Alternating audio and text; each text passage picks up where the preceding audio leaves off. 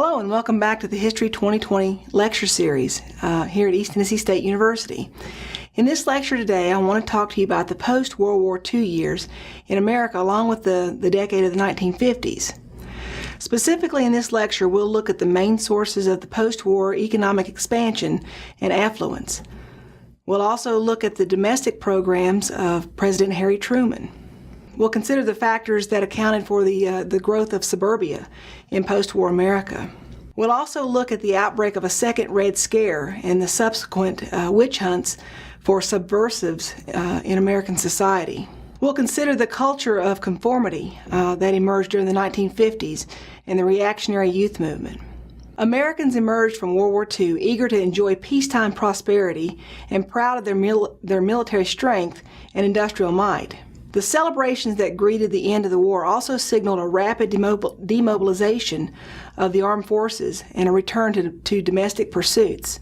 The public demanded that the President and Congress bring the troops home as soon as possible. By 1947, the total armed forces had shrunk to 1.5 million from a wartime high of 12 million. The veterans returned to colleges, jobs, wives, and babies. Population growth, which had dropped off sharply during the decade of the Depression, now soared. The editors of Fortune magazine announced in 1946, quote, "This is a dream era. This is what everyone was waiting through the blackouts for. The great American boom is on." An American public that had known deprivation and sacrifice for over a decade was ready to enjoy the unprecedented economic growth, access to new consumer products, and social contentment. By 1957, the editors of U.S. News and World Report declared that, quote, "Never have so many people anywhere been so well off." Amid the rising affluence and optimism, however, many social critics, writers, and artists expressed a growing sense of unease with a superficial, middle-class culture. Many contended that society was becoming too complacent and too materialistic. The most acute economic problem facing post-war America was not depression, but inflation. During the war, America was essentially fully employed. The government also froze wages and prices and prohibited labor strikes. When wartime controls were removed, prices shot up, and as prices rose, labor unions demanded that they receive their share of the post-war profits. Within 6 weeks of the war's end, corporations confronted union demands for higher wages and better benefits. As a result, a series of strikes occurred. By January 1946, more workers went on strike than ever before in U.S. history. The rising public criticism of organized labor spurred the new Republican Congress to pass the Taft-Hartley Labor Act in 1947. Under this legislation, it banned closed shop, that is, the conditions in which non-union workers could not be hired. But it permitted union shop, in which workers newly hired were required to join the union, except were banned by state law. The law also forbade strikes by federal employees and imposed a cooling-off period for 80 days on any strike. President Truman found the legislation dangerous to the national health and safety, so therefore he vetoed it. Labor unions had called the act, quote, "the Slave Labor Act," and with Truman's veto, he won support with labor. However, Congress overrode the president's veto. The law had the effect of many southern states passing what were called right-to-work laws, forbidding union shops. Those laws also eroded union strength in the North as many companies moved to the right-to-work southern states. As the 1948 election approached, President Truman's chances for winning the election appeared very bleak. The president's advisors knew that to win another term, Truman needed to win the Midwestern and the Western farm belts. In metropolitan areas, he needed to carry the Union as well as the African American vote. Now, Truman's advisors counted on the so-called Solid South remaining in the Democratic column. This strategy nonetheless underrated the rebellion that would take place in 4 deep southern states out of Truman's camps because Truman was supporting civil rights. Truman used his 1948 State of the Union speech to set the agenda for the upcoming year. The speech offered something to nearly every group that the Democrats hoped to win. As one senator remarked, the speech, quote, raised all the ghosts of the old New Deal. The Republicans nominated Thomas Dewey, a former New York governor, and the Republican platform endorsed most of the New Deal reforms as accomplished facts and approved the administration's bipartisan foreign policy. However, Dewey promised to run things much more efficiently. The Democratic Convention gathered in Philadelphia, and immediately a fierce debate erupted over civil rights. A group of rebellious Southern Democrats who were miffed by Truman's progressive civil rights plank met later in Birmingham, Alabama. They nominated South Carolina Governor Strom Thurmond on a states' rights ticket, which was quickly called the Dixiecrat Party. The Dixiecrats denounced Truman's civil rights initiatives and defended states' rights against federal actions. Their plan was to draw enough electoral votes to preclude a majority for either party, which would throw the election into the House of Representatives, where they thought they might strike a sectional bargain. A few days later, the left wing of the Democrat Party gathered in Philadelphia to nominate Henry A. Wallace on a Progressive Party ticket. So these splits in the Democrat Party seemed to spell the final blow to Truman. Truman, nonetheless, was unfazed, and he set out on a 31,000-mile whistle-stop train tour, during which time he rebuked the do-nothing Congress.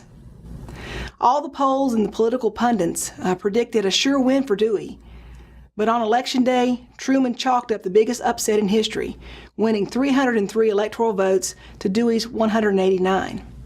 Truman won 49.5% of the popular votes to Dewey's 45%. And there's a very famous photograph of Truman holding up the newspaper. The newspapers had already gone to press, printing that Dewey had won the election before all the returns for the polls.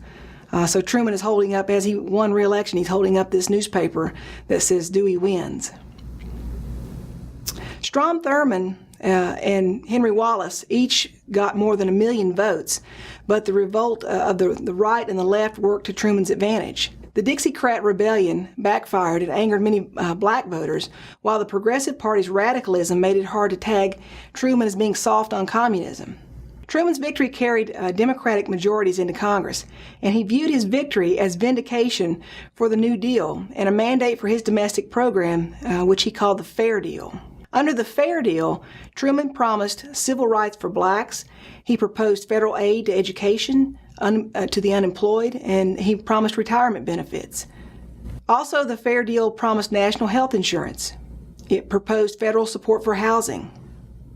Now, some of Truman's Fair Deal proposals became law, but most of them were extensions of New Deal programs already in place, such as a higher minimum wage, expansion of Social Security coverage, also increased farm subsidies, and public housing programs.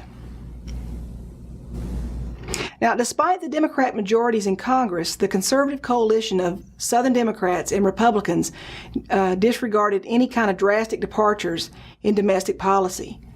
Therefore, Congress balked on civil rights, national health insurance, federal aid to education, and a plan to provide subsidies that would support farm income as opposed to supporting subsidies for farm prices.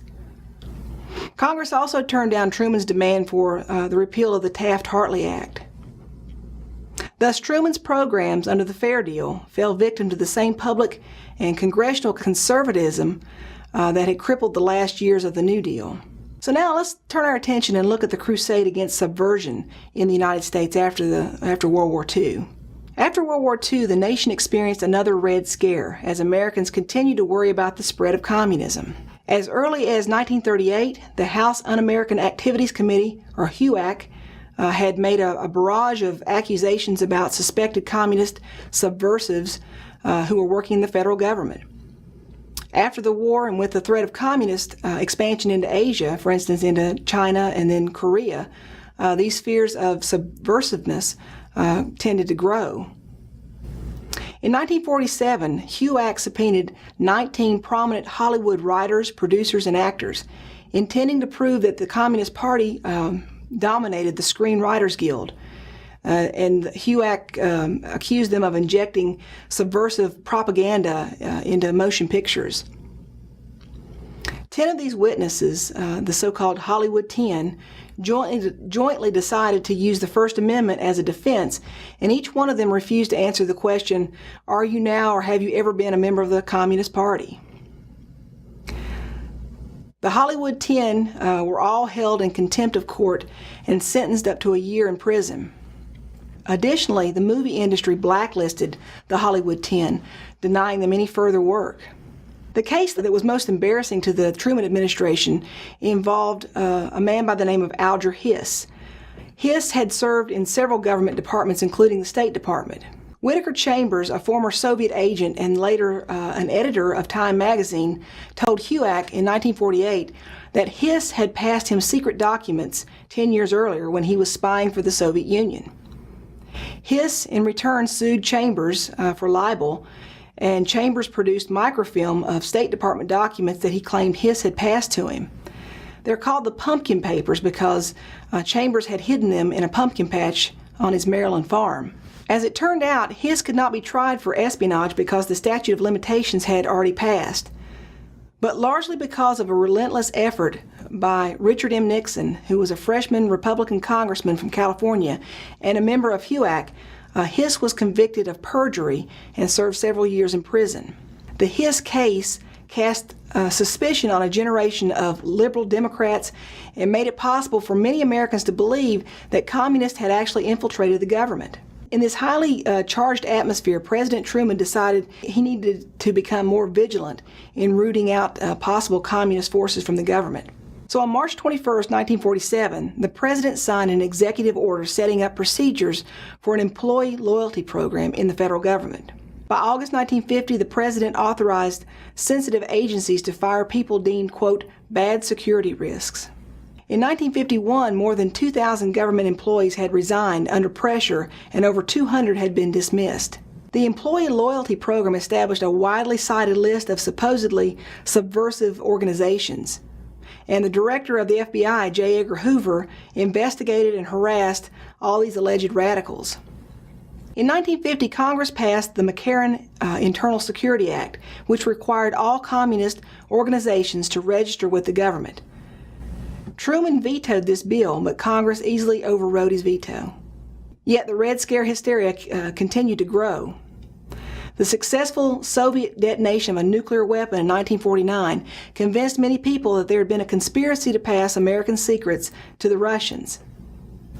A young scientist testified that he had delivered to the Russians details about how to manufacture an atomic bomb. And the case ultimately settled on an obscure New York couple, Julius and Ethel Rosenberg, who were members of the Communist Party, and the federal government claimed that the Rosenbergs were the masterminds behind this whole conspiracy to give the Soviet Union atomic secrets. The case against them rested largely in part on the testimony by Ethel's brother, David Greenglass, who was a machinist that had worked on the Manhattan Project.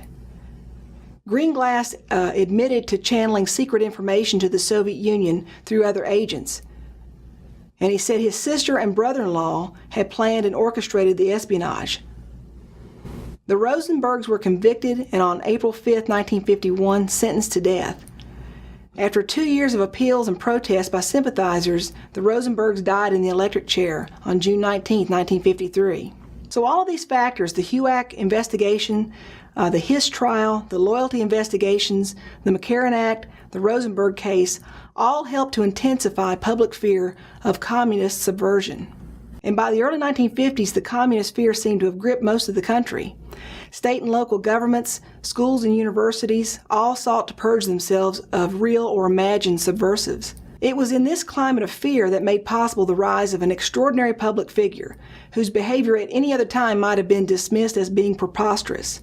Joseph McCarthy was a relatively undistinguished first-term Republican senator from Wisconsin when in February 1950 he suddenly burst into national prominence. In the midst of a speech in Wheeling, West Virginia, McCarthy raised a sheet of paper and claimed to, quote, hold in my hand a list of 205 known communists currently working in the U.S. State Department. No person of comparable stature had ever made such a bold charge against the federal government. And in the weeks to come, as McCarthy repeated and expanded his accusations, he emerged as the nation's prominent leader of the crusade against subversion. Within weeks of his accusations, McCarthy was leveling charges against other agencies. Now, it's noteworthy that McCarthy never produced solid evidence of actual communist activities. Yet one hapless government official after another appeared before McCarthy's subcommittee, where the senator belligerently and often cruelly badgered witnesses and destroyed public careers. But a growing constituency adored him, nevertheless, for his fearless assaults on a government establishment that many considered to be arrogant, elitist, and even traitorous. For a time, McCarthy intimidated all but a very few people from opposing him.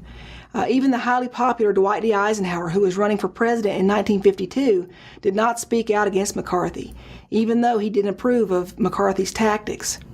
No one wanted to risk the chance of being, quote, soft on communism. Yet during the mid and late 1950s, McCarthy began to lose his credibility. The Eisenhower administration did very little in its first years in office to discourage the anti-communist furor that had gripped the nation. But by 1954, the Crusade began to produce some popular opposition and included the political demise of Joseph McCarthy. In January 1954, McCarthy overreached himself when he attacked Secretary of the Army Robert Stevens and the armed services in general. A special investigations of the charges became known as the Army Mccarthy Hearings, and they were among the first congressional hearings to be nationally televised. The result was devastating to McCarthy. Watching him in action, bullying witnesses, hurling groundless and cruel accusations, evading issues, all of these factors led the public to begin to see McCarthy as a villain and even a buffoon. In December 1954, the Senate voted 67-22 to condemn him for what they called, quote, conduct unbecoming a senator. 3 years later, with little public support left, McCarthy died apparently from health complications involving alcoholism. Now let's turn our attention to the consumer culture and the growth of the suburbs during the post-war era. The most dominant feature of the post-World War II society was its remarkable prosperity. Despite the widespread predictions that the end of the war would return America to depression conditions, economic growth continued after 1945. After a brief post-war recession when businesses shifted from wartime production to peacetime manufacture, the economy soared to record heights. The gross national product nearly doubled between 1945 and 1960. And Americans produced and consumed nearly 2/3 of the world's goods. Poverty remained a chronic condition for many, though, among the rural poor and the minorities in urban ghettos. But their plight was largely ignored amid all the wave of consumerism. There were many factors that contributed to the sustained economic surge. First of all, the massive federal spending in order to meet the military needs during the war had catapulted the slumping economy out of the Great Depression. High government spending after the war continued to drive the economy. Military research helped generate new industries in chemical, electronics, and aviation. Most of the other major industrial nations of the world, such as Great Britain, France, Germany, Japan, and the Soviet Union, had been physically devastated during the war, and this left U.S. manufacturers with a near monopoly on international trade. The major catalyst in promoting economic expansion after 1945, however, was the so-called unleashing of pent-up consumer demands. During the war, civilians had postponed purchases of major items like houses and cars, and now they were eager to buy them. The federal government indirectly funded part of this purchasing frenzy. Congress, in order to meet the concerns that the sudden influx of veterans into a civilian workforce would send the economy into a downward spiral, passed something known as the Servicemen's Readjustment Act in 1944. It's better known as the GI Bill of Rights. And this led to the creation of a new government agency, the Veterans Administration. It also provided for unemployment pay for veterans for 1 year. Veterans received preference seeking government jobs. They also received loans for house construction, access to government hospitals, and veterans received generous subsidies for post-secondary education. Between 1944 and 1956, almost 8 million veterans took advantage of the $14.5 billion in GI Bill subsidies to attend college or to enroll in job training programs. In 1949, veterans accounted for about 40% of all college enrollments, and for the first time in the nation's history, a significant number of working-class men had the opportunity to earn a college degree. Before World War II, approximately 160,000 Americans graduated from college each year, but by 1950, that number more than tripled. Nearly 5 million veterans also bought new homes using the GI benefits. The return of 12 million veterans to private life also helped generate the post-war baby boom, which peaked in 1957. Between 1946 and 1964, 76 million Americans were born, reversing a century-long decline in the nation's birth rate. This created a massive demographic upheaval, and those repercussions are still being felt today. The post-war surge in births created a demand for diapers, baby food, toys, medicine, schools, teachers, housing, and on and on. These so-called baby boomers were raised during the 1950s and the 1960s, during a period of unprecedented prosperity and international power. But the baby boomers began to enter their adulthood during the 1970s, a period that witnessed an energy crisis, inflation, and diminished international prestige. During their childhood, the baby boomers lived during a child-obsessed culture, and in their youth, the nation was obsessed with the youth culture. One baby boomer writer confessed, quote, "We were spoiled, no denying that, and we've spoiled our children." A post-war construction boom also accompanied the baby boom. The proportion of homeowners in the population increased by 50% between 1945 and 1960. And the new homes featured the latest electrical appliances such as refrigerators, washing machines, sewing machines, vacuum cleaners, freezers, and television sets. In 1946, there were 7,000 black and white TV sets in the country, and by 1960, there were 50 million. 9 out of 10 homes had a TV set, and by 1970, 38% owned the new color TV sets. To perpetuate the post-war prosperity, economists repeated the basic marketing strategies that had been used in the 1920s. So advertising became a crucial component of the consumer culture than ever before. Expenditures for TV ads increased 1,000% during the 1950s. Much of the programming of the 1950s and early 1960s created a common image of American life, an image that was predominantly white, middle class, and suburban. Shows like Ozzie and Harriet, Leave It to Beaver, and others epitomized this image. Programming also reinforced the concept of gender roles. Most situation comedies showed families where most women were mothers and housewives who were striving to serve their children and please their husbands. One of the most popular was called Father Knows Best. Television sought to create an ideal image of a homogeneous suburban America, and young Americans participated in particular in this consumer culture. By the late 1950s, the baby boom generation was moving into its teen years, so vast new marketing specialized in youth-oriented goods like transistor radios, hula hoops, and rock and roll records. Teens in the post-war era knew nothing of depression or rationing.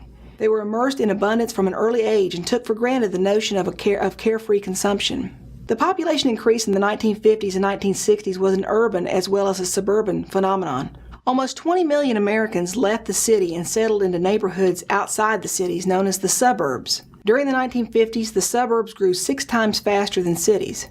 The suburban development required cars, highways, and mortgages. One New York developer, William Levitt, led the Suburban Revolution. In 1947, on 1,200 acres of Long Island farmland, he built over 10,000 houses that were inhabited by more than 40,000 people. Known as Levitt towns, these types of suburbs were soon mimicked all around the country.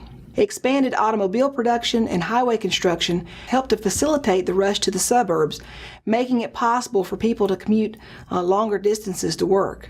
Also, car production soared, and the car-dependent culture soon emerged. Widespread car ownership necessitated improved road networks. Local and state governments built many new roads, but the guiding force was the federal government. In 1947, for instance, Congress authorized the construction of 37,000 miles of federal highways, and then 9 years later, it funded 42,000 additional miles. The automobile also transformed the landscape of retailing. It encouraged the creation of fast food chains, many of which began with drive-in restaurants where customers could be served and eat in their cars. Ray Kroc's McDonald's opened its first fast food outlet in Illinois and Southern California in 1955. 5 years later, there were over 200 McDonald's franchise that were spread throughout the nation, making the so-called Golden Arches the most recognizable symbol of food in the world. The federal government also fostered the Suburban Revolution through loans to developers and consumers. The Federal Housing Administration made it easy for a builder to borrow money to construct low-cost housing. Veterans could also purchase a Levitt home with no down payment and monthly installments of $56. World War II, like World War I, spurred a mass migration of rural Southern blacks to cities of other regions. This second migration was much larger in scope than the first one was, and its social consequences were much more dramatic. After 1945, more than 5 million Southern blacks left their native regions in search of better jobs, higher wages, decent housing, and greater social equality. Many Southern blacks streamed northward in search of a new promised land, only to see their dreams dashed. For instance, in northern cities such as Chicago, Philadelphia, Newark, Detroit, New York, Boston, and so forth, African Americans from the rural South confronted very harsh new realities and racism. In the 1950s, social commentators mostly ignored the people and the cultures outside the mainstream. As evidence in many of the new look-alike suburbs sprouting up across the land, much of white middle-class social life during the 2 decades after the World War II exhibited an increasingly homogenized character. Suburban life encouraged uniformity. People felt a need for companionship and a sense of belonging as they moved into communities of strangers. Increasing conformity in middle-class life was clearly evident in the home. A special issue of Life magazine in 1956 featured the so-called ideal middle-class woman. According to Life magazine, the ideal woman was described as a 32-year-old, pretty and popular white suburban housewife, mother of 4, who had married at age 16. She was an excellent wife, mother, volunteer, and home manager. She hosted dinner parties, sang in the church choir, worked with the PTA, and was devoted to her husband. The soaring birth rate reinforced the deeply embedded notion that a woman's place was in the home. Even though millions of women had responded to wartime appeals and joined the traditionally male workforce, afterward they were encouraged to leave their jobs and return to the home in their full-time commitment to their family.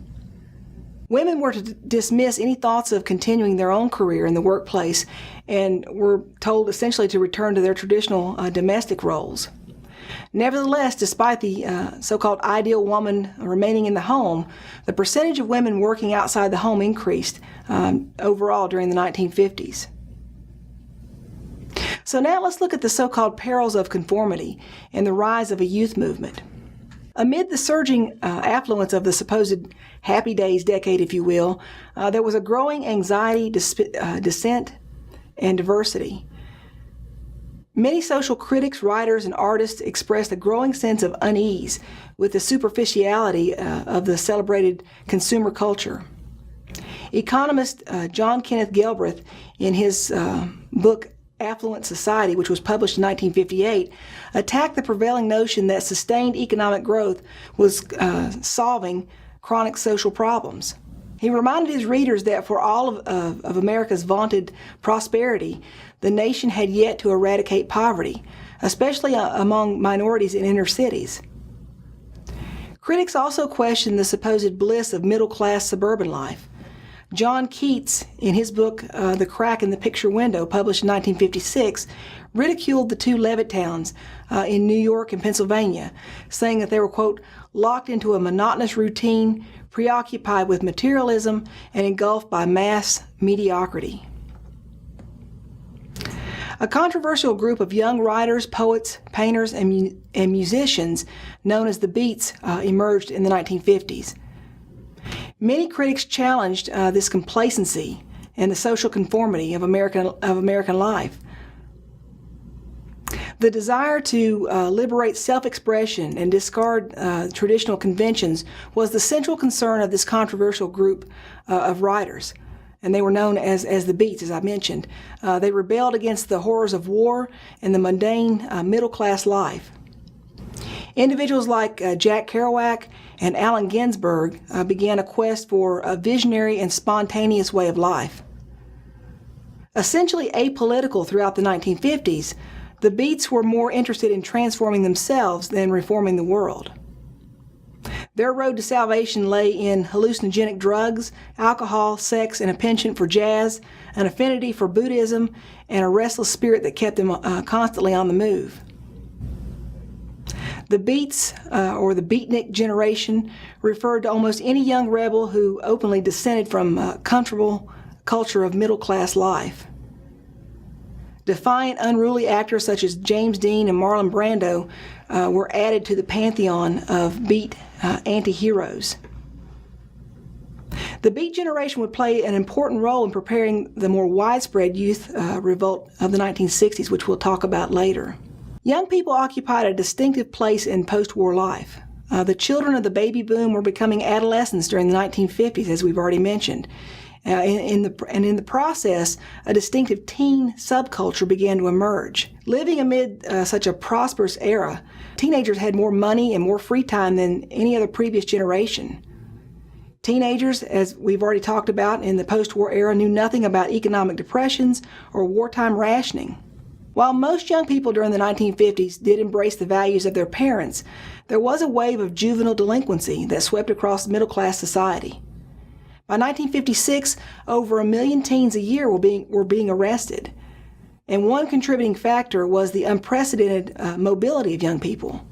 They had constant access to automobiles, and this enabled teens to escape more often parental control. Many concerned observers blame the teen delinquency problem on that of a new form of music that emerged during the post-war era, that of rock and roll. Alan Freed, who was a Cleveland disc jockey, had coined the term rock and roll in 1951, and the term stuck. White teenagers began to buy rhythm and blues, R&B records that had been purchased previously only by African Americans and Hispanic Americans. The popularity of music helped bridge the gap between white and black music. African American singers such as Chuck Berry, Little Richard, and Ray Charles, and Hispanic American performers such as Ritchie Valens were suddenly the rage among young white middle-class audiences. At the same time, Elvis Presley, a young white aspiring singer from Memphis, Tennessee, began experimenting with what was known as rockabilly music. It was a unique blend of gospel, country and western, and R&B rhythms and lyrics. And in 1956, the 21-year-old Presley released his smash hit, Heartbreak Hotel. Over the next 2 years, he emerged as the most popular musician and entertainer in American history. Presley's long hair and sideburns, his leather jacket, his tight blue jeans all shouted defiance of adult convention. Also, his sexually suggestive stage performances, which featured twisting hips and gyrations, drove teenagers wild. So such hysterics prompted cultural conservatives to urge parents to destroy Presley's records because they, quote, promoted a pagan concept of life. Yet rock and roll survived the assaults, and in the process it gave adolescents a self-conscious sense of belonging to a unique social group with distinctive characteristics. It also represented an unprecedented intermingling of racial, ethnic, and class identities. Members of the baby boom generation would become the leaders of the 1960s rebellion against the corporate and consumer cultures. The booming economic growth of the 1950s and the anxiety of the Cold War that formed the backdrop to it shaped politics and the culture of the decade. For most Americans, the 1950s were years of increasing personal prosperity.